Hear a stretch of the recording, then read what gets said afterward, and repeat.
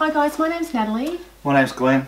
And we wanted to make a video today just to share with you how you can actually help your relationship flourish and evolve over time. We've been together now for over 12 years and we've faced a lot of challenges together and we've learnt to grow together as a couple. When you first get together with someone, the first 5 or 6 years is really a time where it can be quite challenging, because when you come into a relationship with another person, you've got two set of belief systems that are coming together and you're trying to make it work together as a team. And that's when challenges can start to arise, because each of us see things differently and we've all got different wounds and stuff that, emotional issues that we have from our childhood and teenage years, and they can actually really get in the way of helping your relationship really sort of move forward.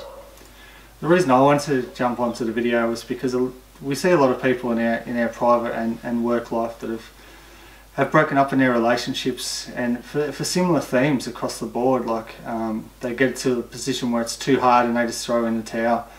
I sort of look at things like relationships, like learning anything in life, like you've got to do your apprenticeship first. A lot of relationships break up within the first 2 to 4 years because they just aren't willing to push through that hard work. But more than that, they have a perception that if it gets too hard, it's over. And I'm not referring to abusive relationships or relationships where either the man or the woman really need to get. I'm talking about just daily issues, pushing against insecurities, or if one of the couple has been cheated on in the past or has come from a single life.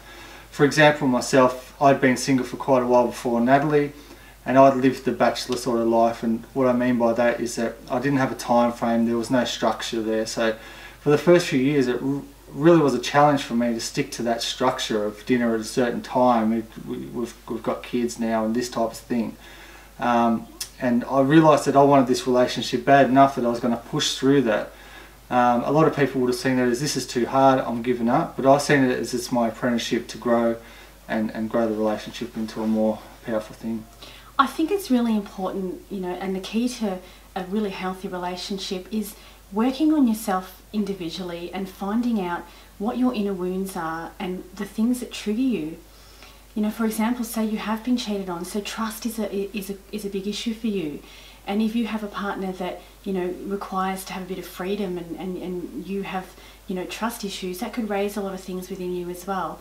I think it's really important that, both couples either have counselling or, go see a psychologist or, some therapy that can really help you work on those inner wounds that you have. Because when you have two people that are trying to come together to have a successful relationship, and they've both got these inner wounds and they come together and try to be a happy couple and move forward, it creates a lot of challenges. So it's really important that you support each other through that process and encourage each other to seek the help that you need. If that relationship is, still got a lot of love, and if you feel that this relationship really does have potential, then it's worth fighting for.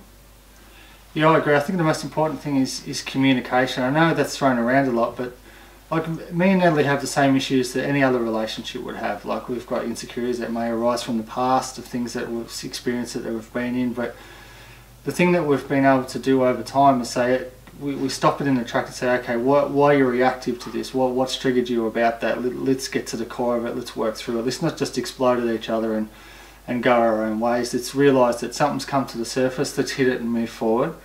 And a lot of times the male myself will deal with it in a different way to what Natalie. I've found that in my time as a relationship, and just from stories I've heard elsewhere, is a lot of times the female wants to sort it out there and then. And a lot of males like to just escape the situation straight away and have that time to really go through it in their own minds and come up with a solution themselves.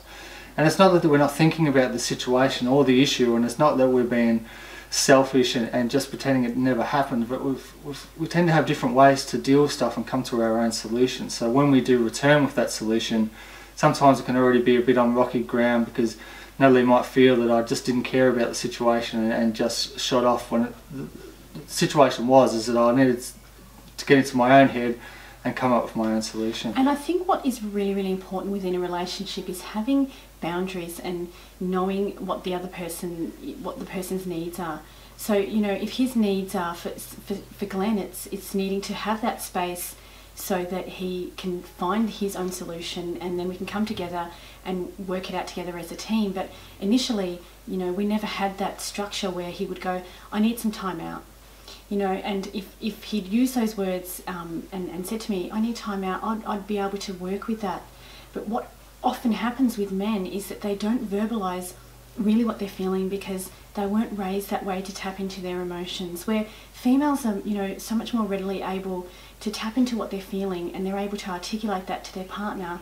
But, you know, sometimes we need to, you know, teach our partners how we want to be treated. So early on in a relationship, you know, it's so important to have boundaries and structure so that you both know where you are and you can be both on the same page, because when you're both on, you know, two different pages, that's when challenges start to arise. But thanks so much for watching, guys, and if you have any questions, and we'd be so happy to answer them, and I'd love to see you on my page. Thank you.